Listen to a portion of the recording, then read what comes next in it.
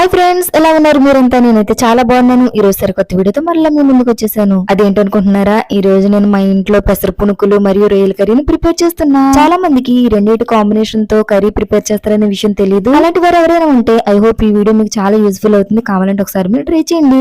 అయితే ఈ కర్రీ నేను ఎలా ప్రిపేర్ చేస్తానని ఏంటి విషయాలని మీకు తెలియాలంటే తప్పకుండా ఈ వీడియో మొదటి నుంచి చివరి వరకు స్కిప్ చేయకుండా చూడండి. ఒకవేళ ఈ వీడియో మీకు యూస్ఫుల్ కాదనిపిస్తే దయచేసి స్కిప్ చేసేయండి. అంతే తప్ప నెగిటివ్ కామెంట్స్ అయితే చేయొద్దు. ఇంకా ఆలస్యం చేయకుండా వీడియోలోకి వెళ్ళిపోదామా.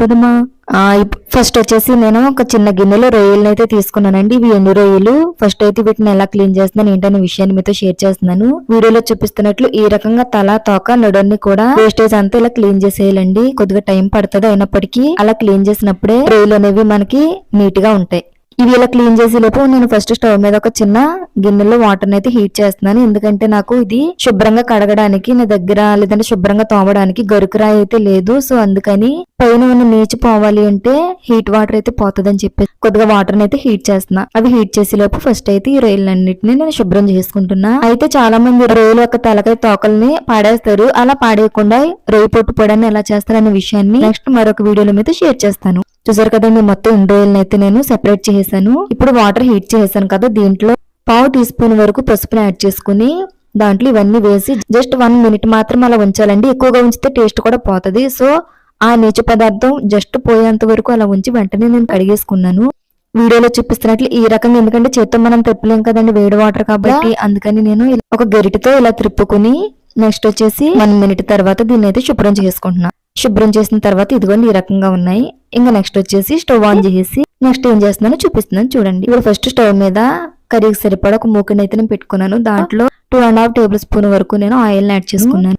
అదే విధంగా ఫస్ట్ ఎండు రొయ్యలు నేను ఫ్రై చేస్తున్నాను, అందుకని 1/2 టేబుల్ స్పూన్ వరకు పసుపుని అయితే తీసుకున్నా. ఇప్పుడు ఆ పసుపు వీడియోలో చూపిస్తున్నట్లు ఇలా బొబ్బులు వచ్చేంత వరకు అలా ఉంచి ఆ తర్వాత మనము దీంట్లో శుభ్రంగా కడిగి పెట్టుకున్నటువంటి ఆ రొయ్యలను యాడ్ చేయాలి. ఆ రొయ్యలు అలా ఫ్రై అవ్వాలండి. రొయ్యలు మాక్సిమం హై ఫ్లేమ్ లో కాకుండా నార్మల్ గా పెడితే 5 నుంచి 10 మినిట్స్ వరకు అవైతే ఫ్రై అవుతాయి. సో అందుకని మీరు మీకు అర్జెంట్ అయితే కొద్దిగా హై ఫ్లేమ్ లో పెట్టుకోండి, లేదంటే లో ఫ్లేమ్ లో పెట్టుకుంటేనే మీకు బాగుంటది. స్టార్టింగ్ హై ఫ్లేమ్ లో పెట్టుకుని కొద్దిగా ఫ్రై అన్న తర్వాత లో ఫ్లేమ్ లో పెట్టుకుని ఫ్రై చేసుకోండి. ఫస్ట్ ఇలా ఫ్రై చేయాలి. చాలా మంది కర్రీలో వేసేస్తారు, అలా వేస్తే రొయ్యలు అనేవి టేస్ట్ ఎక్కువ రావు. ఫస్ట్ ఇలా గనక మనము ఫ్రై చేసుకుని కర్రీలో వేసుకుంటే కర్రీలోకి ఈ రొయ్యలు అనేవి టేస్టీగా ఉండి చాలా బాగుంటదండి.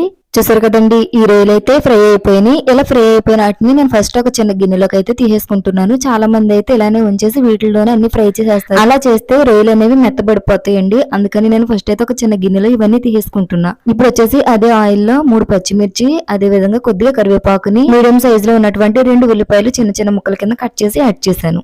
చాలా మంది ఈ ఆయిల్ ని యూజ్ చేయరండి. ఈ ఆయిల్ లోనే మనం ఇవన్నీ ఫ్రై చేసుకుని కర్రీ ప్రిపేర్ చేసుకుంటేనే టేస్ట్ బాగుంటది. చూసారు కదా, ఇప్పుడు వచ్చేసి ఇలా లైట్ గా గోల్డెన్ కలర్ లోకి వస్తుంది అన్న టైంలో దీంట్లో టమాటాలను అయితే నేను యాడ్ చేసేసాను. 2 చిన్న సైజు టమాటాలని చిన్న చిన్న ముక్కల కింద కట్ చేసి యాడ్ చేసేసి ఇప్పుడు మరలా ఒకసారి త్రిప్పుకుని మూత పెట్టేశానండి. దీంట్లో చింతపండు పులుసుని అయితే నేను యాడ్ చేస్తున్నాను కాబట్టి చిన్న సైజు నిమ్మకాయ అంత చింతపండుని ఫస్ట్ తీసుకుని దాన్ని శుభ్రంగా కడుక్కుని దాంట్లో కొద్దిగా వాటర్ ని యాడ్ చేసుకుని నానబెట్టుకుని అలా ఉంచేస్తున్నాను. ఇప్పుడు వచ్చేసి చూసారు కదా, వీడియోలో చూపిస్తున్నారు ఈ వేసిన ఇంగ్రీడియంట్స్ అన్ని మగ్గాయి కదా, ఇలా మగ్గేంత వరకు మనం ఫ్రై చేసుకోవాలండి. ఇలా ఫ్రై చేసుకున్న తర్వాత ఇలా ఒకసారి త్రిప్పుకుంటూ ఇప్పుడు దీంట్లో కర్రీకి సరిపడా 1 టేబుల్ స్పూన్ వరకు నేను సాల్ట్ ని అయితే యాడ్ చేసుకున్నాను. మీ దగ్గర కల్లుప్పు ఉంటే కల్లుప్పు యాడ్ చేసుకోవచ్చు. నేను ఒక్కొక్క కర్రీకి ఒక్కొక్కటి అయితే యూజ్ చేస్తాను. ఒక దానికి సాల్ట్, ఇంకొక దానికి కల్లుప్పు. ఇప్పుడు అవన్నీ కూడా మిక్స్ చేసి మరలా మూత పెట్టేశాను. మరలా త్రిప్పుతూ ఇప్పుడు మరలా మూత తీసి ఇలా చెక్ చేసుకుంటూ ఉండాలండి, లేదంటే అడుగు పట్టే అవకాశం ఉంది. చూసారు కదా, మొత్తం ఇవన్నీ కూడా ఫ్రై అయిపోయాయి. ఇంకా ఎక్కువైతే మాడిపోతాయి అన్న టైంలో నేను ఇప్పుడు దీంట్లో 2 టేబుల్ స్పూన్ వరకు నేను కారం అయితే యాడ్ చేసుకున్నానండి. ఒకవేళ మీరు కారం ఎక్కువగా కావాలనుకుంటే ఇంకొంచెం యాడ్ చేసుకోవచ్చు, ఇంకా తక్కువ కావాలనుకుంటే తక్కువ. కానీ కర్రీ టేస్ట్ బాగుండాలంటే నేను చెప్పినట్లు 2 టేబుల్ స్పూన్ వరకు వేసుకుంటే కరెక్ట్ గా అయితే సరిపోతాయి. ఇప్పుడు దీంట్లో నేను 2 గ్లాసెస్ వరకు నేను వాటర్ అయితే యాడ్ చేసుకున్నానండి. దీనికైతే వాటర్ ఎక్కువగానే కావాలి, ఎందుకంటే మనం వేసేది పునుగులు కదండి. పునుగులు వాటర్ ని పీల్చేసుకుంటాయి. మనం ఎంత పులుసు కింద పెట్టినా వాటర్ అవి పీల్చేసుకుంటాయి కాబట్టి కొద్దిగా వాటర్ ని ఎక్కువగా యాడ్ చేసుకోవాలి. అలా వాటర్ ని యాడ్ చేసుకున్న తర్వాత ఒకసారి మూత పెట్టేసుకోవాలండి. మూత పెట్టుకున్న తర్వాత ఈ రకంగా లోపల ఉన్న ఇంగ్రీడియంట్స్ అన్ని ఇలా కలుస్తూ ఉన్న టైంలో ఇప్పుడు దీంట్లో మనము పెసర పునుకులు అనేవి యాడ్ చేయాలి. నార్మల్ గా పునుకుల్లాగా వేసేస్తారు, అలా వేస్తే లోపల ఉన్న పదార్థం అంతా ఉడకదండి, పచ్చి పచ్చిగా ఉంటది. అందుకని నేను లైట్ గా ఇలా రెండు సెపరేట్ చేసి వీడియోలో చూపిస్తున్నట్లు ఈ రకంగా అయితే నేను యాడ్ చేశాను. అంతేనండి, ఇలా యాడ్ చేశాక ఒక్కొక్కసారి త్రిప్పుకుంటూ ఉండాలి. ఎందుకంటే పెసర పునుకులు అంటే పైకి తేలుతాయి కదండి, అందుకని ఇవి త్రిప్పుకుంటూ ఉండాలి. ఇప్పుడు దాంట్లో కొద్దిగా కొత్తిమీరని యాడ్ చేసి నేనైతే మూత పెట్టేస్తున్నా. చూసారు కదండి వీడియోలో చూపిస్తున్నట్లు ఈ రకంగా ఉడికిన తర్వాత ఇప్పుడు ఇవి పెసర పునుకులు ఒక సైడ్ ఉడికినాయండి, అందుకని రెండో సైడ్ కూడా ఉడకాలని ఈ రకంగా గరిటెతో నేను త్రిప్పుతున్నాను. అలానే ఎక్కువగా త్రిప్పిన పెసర పునుకులు అనేవి విడిపోతాయండి, మీరు జాగ్రత్తగా చూసుకుంటూ త్రిప్పాలి. నేనైతే ఈ రకంగానే ప్రిపేర్ చేస్తాను. కర్రీ మధ్యలో ఇలా త్రిప్పుకుంటూ ఉండాలి. దీంట్లో సాల్ట్, అదే విధంగా కారం, ఇంకా మనకి వాడే ఇంగ్రీడియంట్స్ ఏమైనా స్టార్టింగ్ మనం చూసుకోవాలి. పునుగులు వేసిన తర్వాత ఖచ్చితంగా అవైతే సెట్ కావు, కర్రీ కూడా టేస్ట్ అనిపించదు. సో మీరు పునుగులు వేయకముందు సాల్ట్, కారం ఇవన్నీ చెక్ చేసుకోవాలి. ఇప్పుడు వచ్చేసి చింతపండుని యాడ్ చేస్తున్నాను నేను. మీరు తెలుసుకోవాల్సిన విషయం ఏంటంటే దీంట్లో నేను ఒక్క మసాలా గానీ అల్లం వెల్లుల్లి పేస్ట్ ఏది వాడలేదు, నార్మల్ గా అయితే వాడాను, కానీ టేస్ట్ చాలా బాగుంటది. ఇప్పుడు నేను చింతపండు పులుసుని అయితే వేస్తున్నా.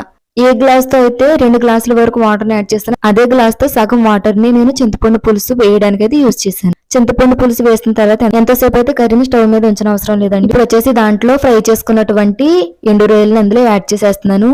చాలా మంది ఫస్ట్ యాడ్ చేస్తారు, అలా యాడ్ చేయడం వల్ల ఇవి మెత్తపడిపోతాయి. కొంతమందికి ఫ్రైగా కావాలి కాబట్టి లాస్ట్ వేసుకుంటారు, మాకు ఫ్రైగా కావాలని. ఒకవేళ మీకు గనక మెత్తగా కావాలనుకుంటే పునుగులు వేసినప్పుడు వేసుకోండి. ఇవి వేసిన తర్వాత ఇంకెక్కువ తిప్పనండి, నేను వీడియోలో చూపిస్తున్నట్లు ఈ రకంగా మిక్స్ చేయాలి. అలా చేస్తే మొత్తం కర్రీలో ఈ రొయ్యలు అనేవి వాటికయ్యే సెట్ అయిపోతాయి. ఇప్పుడు లాస్ట్ అండ్ ఫైనల్ ఇందులో కొద్దిగా కొత్తిమీరని యాడ్ చేస్తున్నా. ఇలా కొత్తిమీర యాడ్ చేసిన తర్వాత మూత పెట్టేసి ఒక్క 5 మినిట్స్ అలా ఉంచాలి. ఎందుకంటే చింతపండు పులుసు వేసాను కదండి, అదే విధంగా రొయ్యలు వేసాను కదా, కొత్తిమీర ఇవన్నీ వేసిన తర్వాత ఒక 5 మినిట్స్ ఉంచితే కర్రీ అయిపోయినట్టే.